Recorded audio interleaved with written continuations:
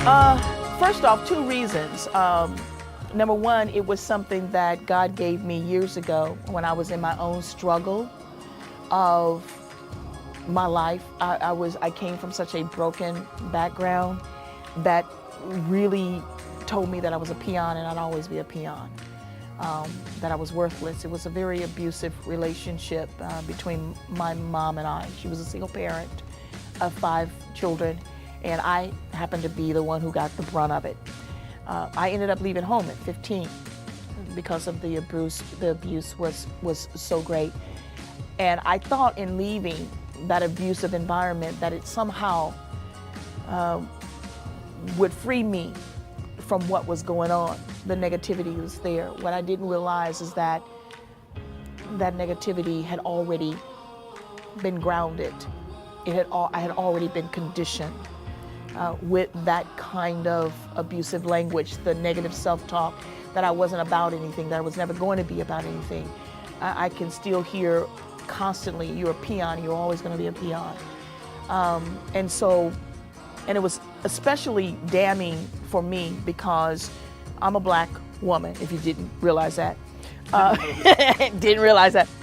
But my mother, I now in retrospect can realize that she was only able to give to me what she herself had been conditioned. She came through a period where blacks weren't allowed, and especially black women. We weren't allowed to do a lot of things. And so she was only passing on what I call inherited weaknesses. I talk about those in my book. She passed on a weakness that she had to her 5 girls. And so for her, opportunities were limited. You were only going to be able to do certain things, and so she passed that same mindset on. But the problem is that I was the spirited person. I was the spirited child. I did not want to buy into the negativity. I didn't buy into you can only be this. And so we clashed constantly, and that's created even more abuse with her having her own issues. And my clashing, saying, I'm this free person, I'm this free spirit, and I'm not going to be scripted by a society that says what I can't do. Are you kidding? I can do anything. But that was not her reality, and she didn't know how to function with that. So when I became an adult and went into society to try and do all that stuff that I said I was great and grand enough to do, I realized first and foremost, society really wasn't as welcoming as I thought it was going to be. And in retrospect, I can say now that there was so much ingrained, embedded negativity, self-talk. The negative self-talk was so there that every time I went out to achieve something, and don't get me wrong, I achieved a lot of things. Like for instance, when I was young, I wanted to be a police officer. And back then, that was unheard of, especially as a black person. But I was the 3rd group of women that went into the police academy in Kansas City, Missouri. And so I became a law enforcement officer. On the streets of Kansas City, I carried a badge. I had a badge and carried a gun, and a stick, and a couple of pair of handcuffs. Okay.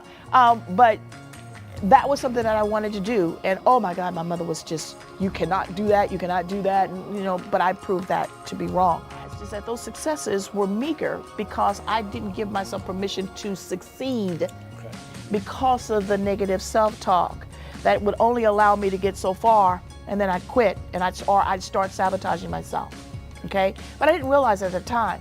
But I remember I had went on, and I talk about this in the book, and so they'll get the full story.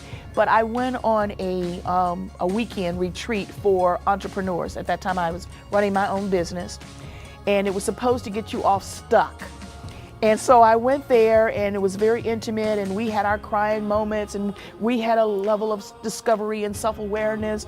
But then when I got ready to get back on the plane, not only myself, but everybody in the group had went back to our original place of complaining about how it wouldn't work, how we would never be more than what we were. And I got on the plane thinking, how could we have done that 380? We started out at this place, we got discovery, and we did this, we cried, we said we're gonna go back, and then bam, we're right back at the place that we started out again. And so I remember getting on the plane saddened by that reality. And thank God I was sitting by the window, and I was in first class. I had treated myself that day, and realizing that I had actually did a 380 and was going back home with the same mindset I came there with, devastated me. And I started crying. And I cried out at that moment saying, God, having one of these passionate arguments with God, damn it, why do you keep allowing this? And it just went on and on and on. And in my head, I'm having this conversation with God, and I'm mad at him. And I figure, you could have done something about this a long time ago, and you haven't. And I just remember feeling in that moment wanting to just throw up. I saw all those, and the chain was, and I just wanted to throw it up. And if I could throw it up, then I would be free. And in that moment, as I was arguing with God and wanting to throw it up and crying, and I'm thinking I'm crying like somebody just stole my child. I'm crying, and I'm like, thank God I'm in first class. I'm in by this window, and I'm on a plane because people will think that I'm crying because I'm leaving a loved one. At least they think that. I'm just bawling. And God finally said, it's because you won't allow. I heard the word permission. Just clear as I'm talking to you now, permission, and it was strong. And I was like, permission? What the hell does that have to do with anything? I'm crying, I'm pouring my heart out, I'm broken. And then it came, you won't give yourself permission to do anything other than what you've always been told you can't do. Even if you don't pick up the book and read it, if you purchase the book and just lay it there and walk past it, it still sends a message to your spirit every day. Giving myself permission. Did I do that today? Even if you never pick up that book to read it, even if you never pick up that book to read it, there is a message there in the title of that book. Giving myself permission. Did I do it? I have. And you know what? The reason why I'm always even still conscious that I do have a male audience, I don't, they're probably not going to openly admit it, but let's just be honest. A lot of the women that I talk to as well won't admit it, because to say that I'm not in charge of my own life, that I'm not giving myself permission, that I'm afraid of my own success, nobody wants to admit that. Right. So, it doesn't surprise me that men certainly in our culture don't want to admit it, because that would mean that they were weak. And not successful. They're not men. But many women don't want to admit that as well. But yes, I've had a lot of men to talk to me and say, they have actually purchased the book. And they have said, wow, matter of fact, one man, when I told him before I even started writing the book, I was doing a training seminar at that point in time, and I told him about the book and I was going to write it. But originally I was going to write it just basically for women. He says, why would you not write it for men? Because we struggle with that very thing, and even more so. It's like, in a society that gives you guys permission to do anything? Really? And he goes, no, it's stressful because our society expects us to do certain things.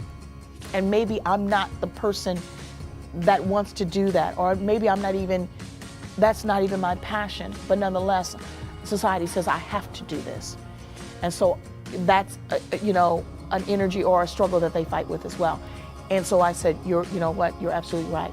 So I also wrote it with men in mind. It's coming from a woman's perspective, and my own journeys and what I've, studied and researched on the subject, but never once has the perspective or being concerned with the male been far from my thought. Oh, that's easy. PennieMurray.com. Okay, spell it out. And that would be the thing, because it's Pennie, okay? Because most people will do that Y, but it's PennieMurray.com. Yeah, PennieMurray.com. Or they can go to Giving Myself Permission. Same thing as the title of the book, GivingMyselfPermission.com. And they can contact me in any of those areas, and I'd love to hear from them. Good.